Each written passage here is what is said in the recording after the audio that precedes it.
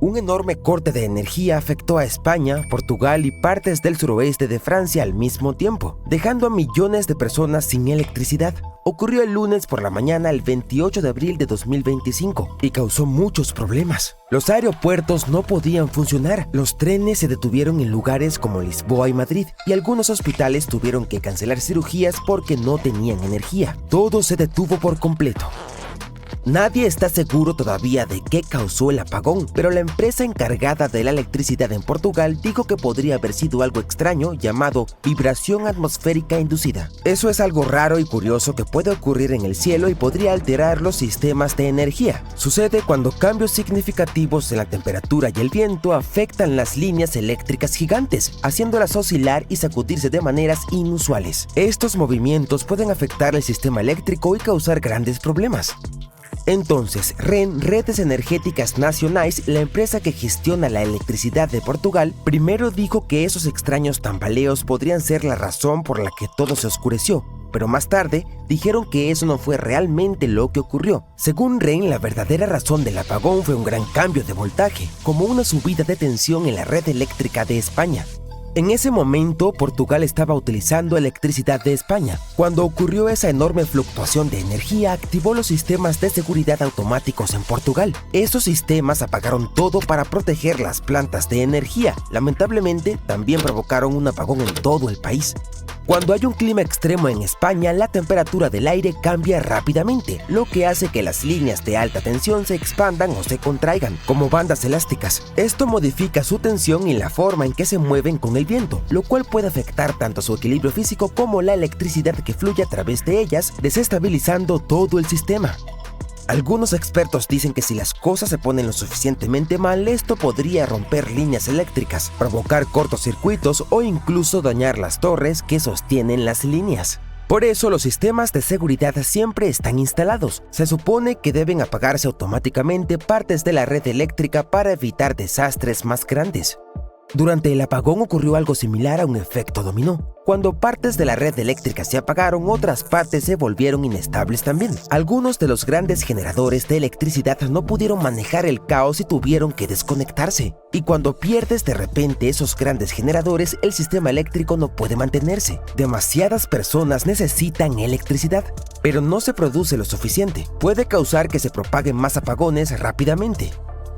Nadie sabe con certeza qué provocó el apagón. Algunas personas se preguntaron si podría haber sido un ciberataque, que alguien haya alterado el sistema a propósito a través de computadoras. Pero las autoridades de España y la Comisión Europea afirmaron que no había evidencia de eso. La compañía eléctrica de España lo dejó claro. ¿Un ciberataque? No, ese no fue el problema.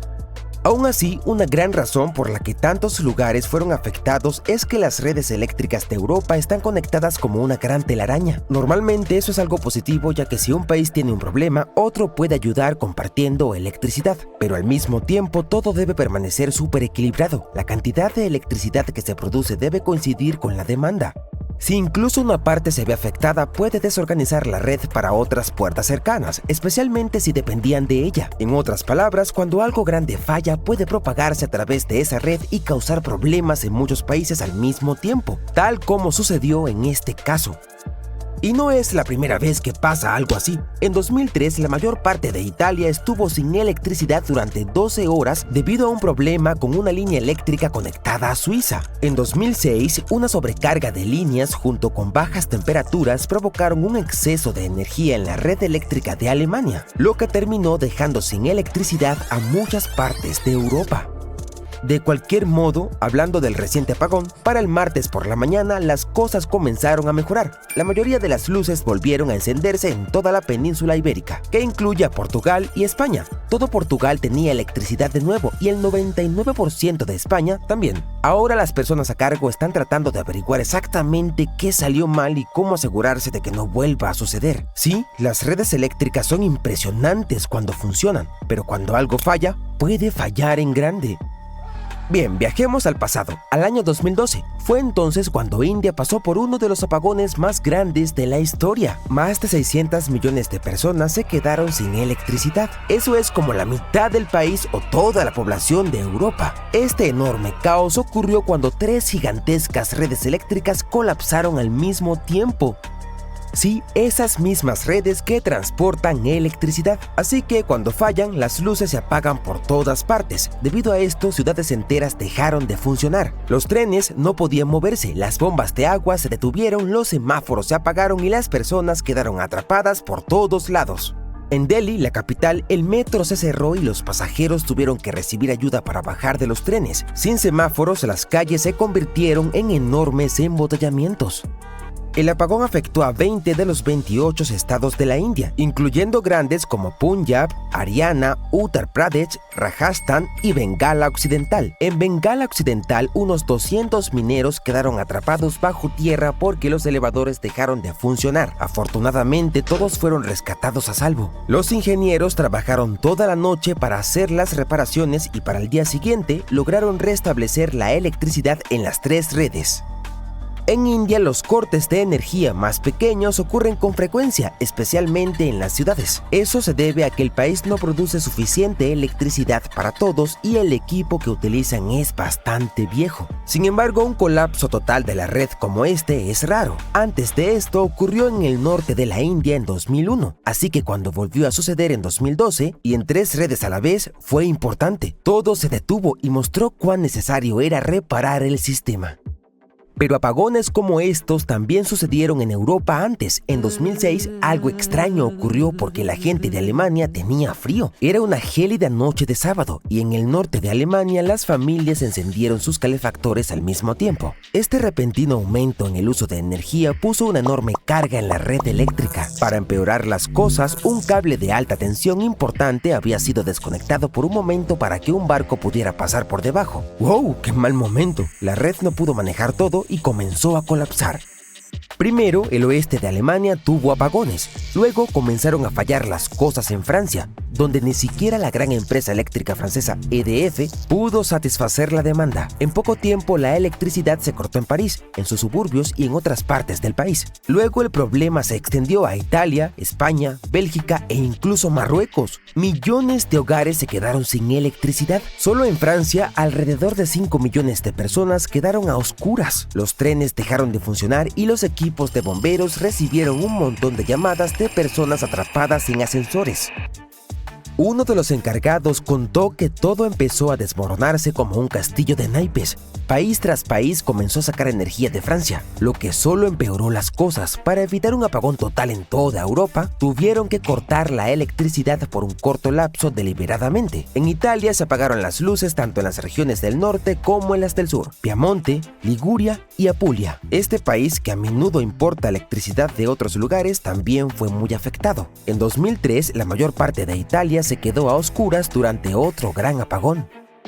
Bélgica tenía sus propios problemas, mientras que España tuvo cortes de electricidad en algunas de sus ciudades más grandes, Madrid, Barcelona, Zaragoza y Andalucía. Incluso los trenes y el tren de alta velocidad tuvieron que detenerse en algunos lugares. Todo comenzó porque demasiadas personas necesitaban electricidad al mismo tiempo y la red eléctrica europea no dio abasto. Más tarde, los expertos dijeron que todo esto demostraba cuán urgentemente Europa necesitaba modernizar y reparar sus antiguos sistemas eléctricos para evitar que algo así volviera a suceder. Son las 10 de la noche. De repente tienes hambre y vas al refrigerador, pero dentro no hay nada. Decides ir al supermercado más cercano. Allí encuentras el bocadillo que quieres y pagas con tarjeta. De camino a casa te preguntas, ¿era así de fácil conseguir comida en la ciudad hace un siglo? Una de las farolas parpadea y se apaga. Ahora estás a oscuras. ¿Tienes miedo? Bueno, ya sabes cómo se sentía la gente al anochecer en la época anterior a la electricidad. Estamos tan acostumbrados a ella que olvidamos que no tiene ni un siglo. En 1925, solo la mitad de los hogares estadounidenses tenían electricidad. Sin ella, hoy nada sería posible. La luz de la habitación, el refri, los letreros de las tiendas, las tarjetas de crédito, todos necesitan electricidad para funcionar. Pero, ¿cómo se vivía sin ella? ¿Nuestras ciudades estaban completamente a oscuras? Pues no. La historia de la iluminación de nuestras casas y calles tiene miles de años. Hace poco, en 2022, unos arqueólogos descubrieron la lámpara de aceite intacta más antigua. Estimaron que tenía 2300 años. Incluso hay pruebas de talleres que producían estas lámparas a gran escala. Científicos italianos han descubierto algunas similares en Módena. Esta ciudad fue el centro de producción de lámparas de aceite en el Imperio Romano.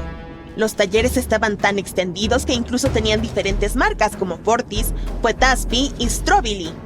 Algunas estaban muy solicitadas, por lo que otras compañías copiaban las marcas de sus fabricantes. Y tú pensabas que las falsificaciones eran un problema moderno. Estas lámparas de aceite eran de diseño sencillo. Las de alta gama se fabricaban con bronce y otros metales, pero el material más común era la arcilla. Se vertía aceite por el orificio central y luego se quemaba una mecha en la zona de la boquilla. Esta solía ser de lino. Pero las lámparas de aceite eran pequeñas y se utilizaban en interiores.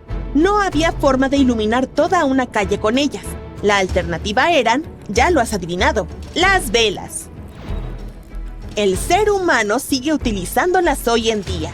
Probablemente tu abuela tenga una vela y una caja de cerillas escondidas en algún cajón, por si hay un apagón. Los humanos han estado haciendo velas por 5000 años. Cuando pensamos en ellas, se nos viene a la cabeza la cera de abeja. Pero la gama de materiales para velas es muy amplia. En la Edad Media, solo los ricos podían permitirse las de cera de abeja. El resto de la población tenía que conformarse con el cebo. Para los estándares modernos, las velas tienen una eficiencia energética terrible. ¿Recuerdas la primera vez que viste una vela e intentaste tocarla? ¡Ay! No se te volvió a ocurrir hacerlo, ¿verdad? Estas utilizan mucha energía para generar calor. Por eso están lejos de ser fuentes de luz ideales. Y la luz que emiten no es la que necesitamos, sino que es infrarroja. Los humanos no pueden ver este tipo de luz. Las cifras son asombrosas. Solo el 1% de la luz de las velas es visible para nosotros. Las bombillas modernas son mucho más eficientes. Brillan 80 veces más que las velas. En estas condiciones, nuestros antepasados tenían que ser imaginativos. Por ejemplo, cubrían las obras de arte con una fina capa de oro. Esta técnica se llamaba pan de oro. Los artistas no lo hacían para que sus obras parecieran lujosas. Querían que éstas brillaran a la luz de las velas y tenían otro aliado en la lucha contra la oscuridad, la luz natural. ¿Te has preguntado alguna vez por qué las iglesias antiguas tienen ventanas altas y alargadas? Su función principal era dejar entrar la luz del sol. Al fin y al cabo, estas estructuras eran enormes. No había otra forma de iluminarlas. Por ejemplo, Notre Dame, en París, Francia, se extiende por un área 4 veces tan grande como una pista de hockey, y el edificio tenía 64 metros de altura. Eso es casi la mitad de alto que la Gran Pirámide de Giza, así que tenía sentido construir grandes ventanales. En los hogares, los espejos tenían el mismo efecto que las ventanas. Reflejaban la luz natural alrededor de la casa. Antes de la electricidad, nuestros hogares estaban llenos de espejos. ¿Y cuántos tenemos hoy? ¿Uno en el baño y quizá otro en el pasillo? Porque ya no los necesitamos para reflejar la luz. Todos esos han sido sustituidos por un simple interruptor de la luz. Hoy en día, los interioristas aconsejan quitar los espejos de los dormitorios para dormir mejor. Vaya giro argumental. Pero, ¿qué ocurría con los edificios que la gente visitaba por la noche, como teatros y óperas? La solución era sorprendentemente sencilla. Velas. Miles de ellas. Los constructores las montaban en grandes candelabros. Pero había un problema. Todas estas creaban calor y ardían durante 1 hora como máximo. Los dramaturgos y compositores tenían que añadir pausas a sus obras para que el personal tuviera tiempo de cambiar las velas. ¿Alguna vez se te ha roto una bombilla por accidente? No es una experiencia agradable, pero, por suerte, puedes limpiar el cristal con una escoba en cuestión de segundos. Antes de la electricidad, tal torpeza le costaba la vida a la gente. Derribar una vela podía provocar un gran incendio. Y había otro peligro.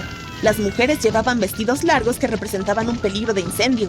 Nuestros antepasados jugaban literalmente con fuego. Y todo esto en interiores.